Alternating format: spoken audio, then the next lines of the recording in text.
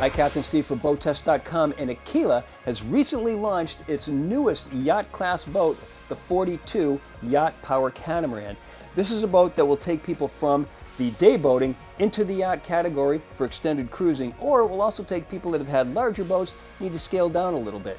So let's take a look at the features. I want to start with the interior because there are really two versions of the layout for this boat. This one is the special edition that they went with hull number 1, and it includes the galley over to the port hand side with a long counter space. Cooking is via a 2-burner induction cooktop, a convection oven below, and a microwave above. Plenty of storage both below and just beyond the counters. Over to the opposite side, there's refrigeration and more storage. 6 feet 8 inches of headroom in this space. The alternative layout, or should I say the standard layout, will have a U-shaped galley that brings the area back about to here so we can actually reach back in towards the windows, and there'll be an aft sink. With both versions, we have this window that opens outward and up, so we can really blend the inside with the outside, and it creates more of a serving area from the galley to the aft deck. Back to the interior with the special edition features. Little observation station with a VHF, Fusion stereo, the C-Zone control panel. It's side mounted so that we can see it from the settee over to the opposite side. Now in the production models, this is going to have either a settee here or a forward-facing helm with an actual captain's chair. I mentioned the Fusion stereo earlier. I should also mention that there are 3 zones: the interior salon, the Flybridge, and the aft deck. All can be individually controlled. The C-Zone panel, well, we're all familiar with that. It controls all of the vessel's electrical systems and tank monitoring. But in addition to controlling the lighting from the C-Zone system, we also have physical switches, and I'm also impressed with the sheer amount of LED lighting in this salon. It just brings so much light into the area along with the windows surrounding the whole area, so it's just a nice warm feel in here. To the opposite side, we've got a U-shaped settee wrapping around a solid wood table on 2 high-low pedestals, so we can lower this table, add a filler cushion, convert this into a berth, and notice that this is all on an elevated platform 10 inches off the deck. So from the seated position, we have excellent visibility out the windows all the way out to the horizon, which we really don't even need to be elevated because the windows come down so low. Just a nice feature from Aquila that gives us additional visibility. Let's talk about climate control for a minute. We've got the aft windows that we can open up and get some ventilation through here that's supplemented by the 2 opening ports to the forward windshield, so we can really bring some fresh air through this boat. Close it all up, and then the climate control is handled from the 50,000 BTU air conditioning with 5 air handlers. While in this seated position, we not only have an excellent view of this monitoring station, but there's also a ceiling-mounted drop-down TV in this position that can come down. It'll accommodate 48, 50-inch TV. Just simply release and drop it down. I like that it's manually actuated to bring it down rather than electric, because that's one less thing to fail way down the road. Now the beauty of a catamaran is, notice these waves coming, how they don't really upset the boat very much at all. I can barely feel these waves. A little bit of pitching, but no roll whatsoever. I love that factor with a catamaran. Before we move outside, let's go on to the accommodations. Now there are several options which bring a lot of versatility to this boat. Right now, we have 2 staterooms plus 1 forward. I'll show you that in just a moment. We can go with 3 staterooms plus 1, or we can go with 4 dedicated staterooms. Let's start with this 2 plus 1 layout, beginning with the master over to the port hand side. First thing I notice, space. It's so open and airy thanks to these windows over here with an opening port light, but just so much natural light coming in. 6 feet 7 inches to the overhead, 5 feet 6 inches from side to side. The berth, this measures 79 inches by 61 inches, and there's a couple of interesting features. First of all, the climate control and outlet located right next to the berth, so you don't have to get out of the bed to adjust the climate. That's a big feature. Light switches, not only right next to the berth, there are some additional ones right at the entrance. There's drop-down storage access right along the side. More storage. There's also an interesting storage compartment right here. If I drop this down, it becomes a bit of a vanity with a mirror just above. Nice place to get ready for the day. Just ahead, this is a bit of a workstation.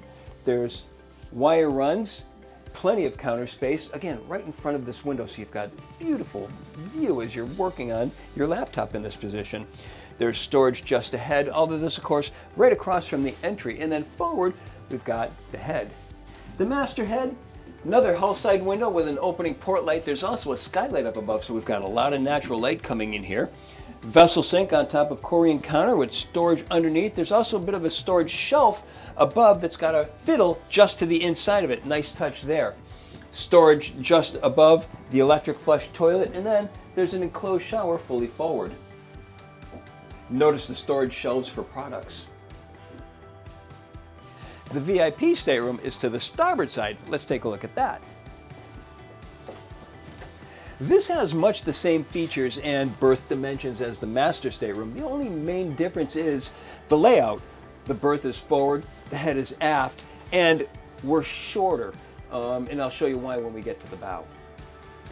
I said earlier that this layout was a two-stateroom plus one, 2 plus 1. Let's take a look at the plus one. It's fully forward. Small step down. Now this one has limited headroom because we don't want to mess up with the panoramic view from the salon. So it's got an average ceiling height of 4 feet 7 inches, and notice that it slopes down, so that's why I say average, 4'7" in the middle. The berth measures 78 by 30. You can see there's a laundry, wine storage, plenty of storage to the side. We can also take all of this out and just make it into dedicated storage, but there are also other options. Let's go back up and talk about that. So now you can see why I talk about this cabin as being a plus one. This layout is a 2 plus 1. We can also go with a 3 plus 1, in which case the master will be cut in half and we make that into 2 staterooms. In that option, I would say the starboard side then becomes the master. So there's our 3 plus 1, and we can also go with a 4 stateroom layout where it's 2, 3, and then make this into a stateroom by adding a head into it, which will have a step down into the starboard side hull where the head would be. That will also serve as a day head. Now let's move to the exterior. We've got this aft deck, which is huge, 18 feet 7 inches by 6 feet 5 inches, and it's protected from the extended flybridge above 6 feet 9 inches off the deck. Seating starts with a 9-foot bench going across the stern. There's a table in front of it on 2 fixed pedestals. It's expandable and, of course, collapsible. And notice that when it's in the collapsed position, we also have access still to the beverage holders, additional beverage holders over to the side, and then a grab rail. Just over and ahead to the port side, 2 stools right at the serving area that we already talked about from the galley to this aft deck. To both sides, there are access points to the swim platforms, which are huge. Take a look at these. Not only are they large, but this one also has a concealed reboarding ladder, and in true Aquila fashion, take a look at this ladder.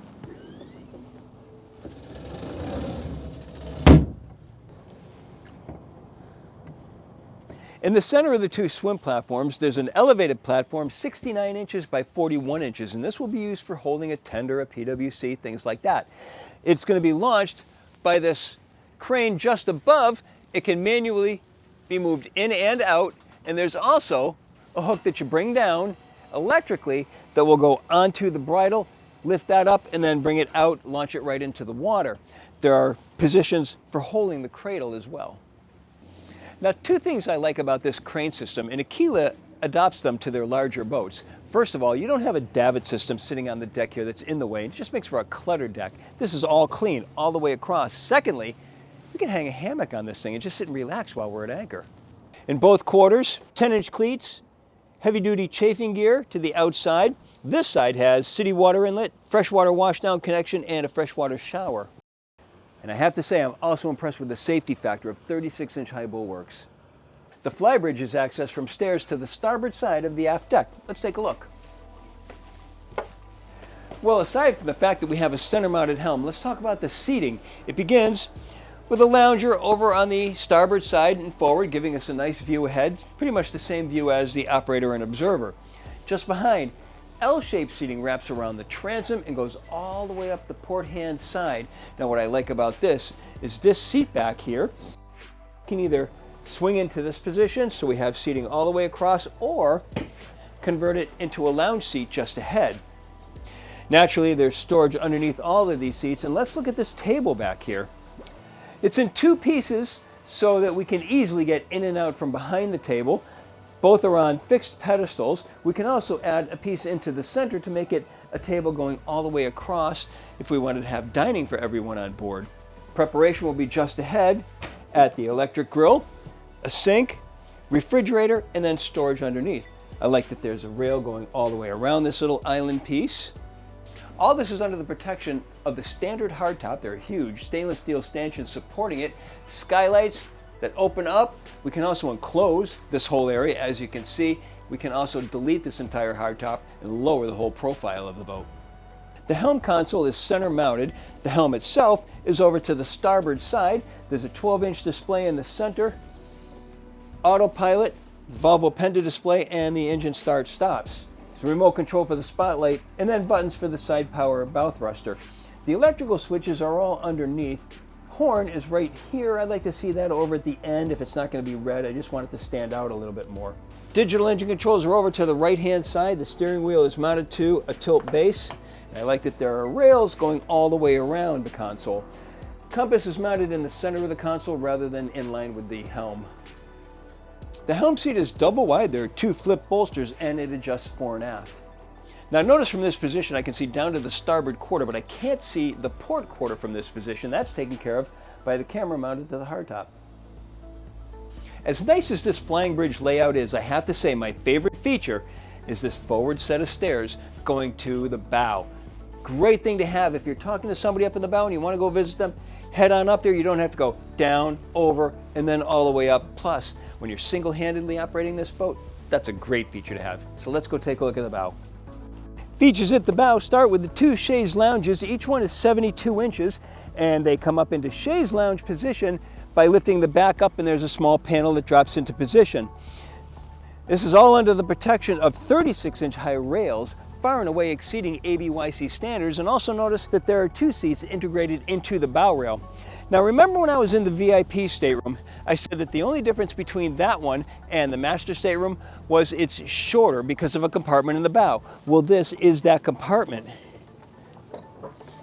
Hatch is held open by a gas assist strut, and then just take a look at this. I mean, huge, deep compartment.